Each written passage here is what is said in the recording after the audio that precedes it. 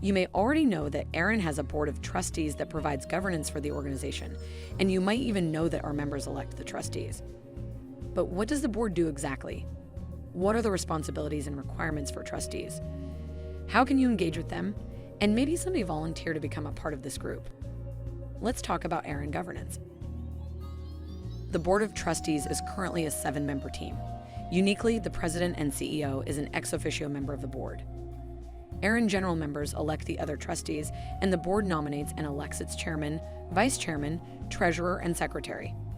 We will go into that process a bit later. We can think of the responsibilities of a board member in 3 parts: establishing strategic direction, providing fiscal oversight, and ensuring healthy governance. Let's start with strategic direction.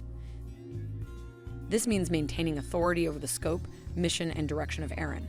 The Board of Trustees is charged with establishing the organization's goals, direction, and plan to get there. The board is focused on the big picture and future of the organization, while the staff handles the day-to-day operations of ARIN.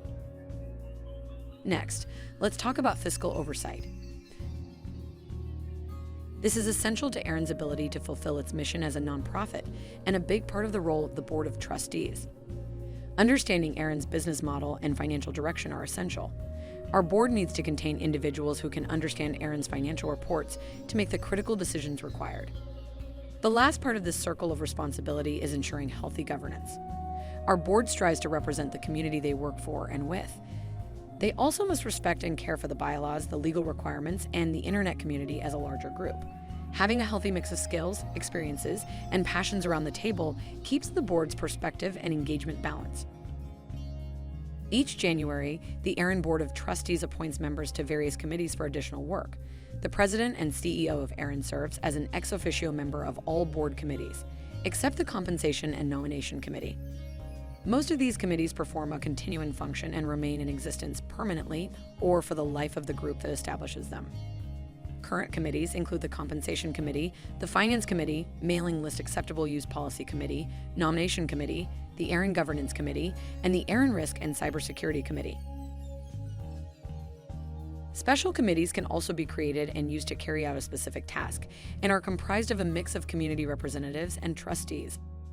Keep your eye out for opportunities to volunteer for committees such as the Nomination Committee or Mailing List Acceptable Use. ARIN thrives most when its community is engaged. We are literally powered by participation. There are many ways to participate in ARIN governance. Have a suggestion?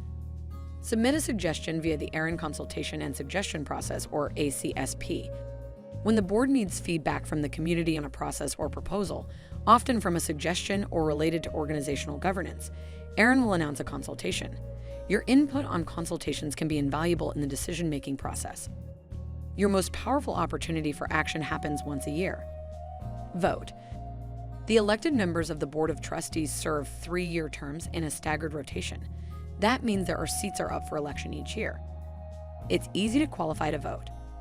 All organizations that are general members in good standing will be provided the opportunity to vote every fall. There are 2 customer membership categories: service and general. Both categories are entities with a valid ARIN Registration Services Agreement, RSA or LRSA for IP address space, but general members must express a commitment to participating in ARIN elections and maintain good standing in order to cast a ballot. What is your organization's member status? You can check your status in your ARIN Online account. If your organization is currently a service member and eligible to request general membership, you can access the General Member Request form through the Actions drop-down menu on your organization information.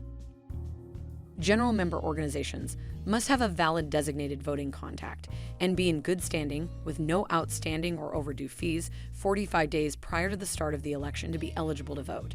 Check out more information at the election headquarters on our website. Are you ready to go further? Consider running in the next election.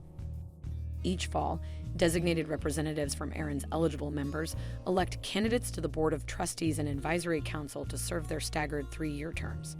To appear on the ballot, any individual may self-nominate during the established period and submit a completed candidate questionnaire. The Nomination Committee will classify all nominees based on their qualifications, and all qualified nominees will be put forward on the ballot. Check out more information about our election process and calendar on our website.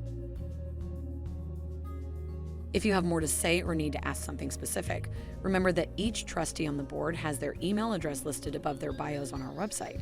Don't hesitate to reach out. Strategic direction, fiscal oversight, and healthy governance. None of it is possible without the time, attention, and active participation of our community and generous volunteers. Thanks for being involved.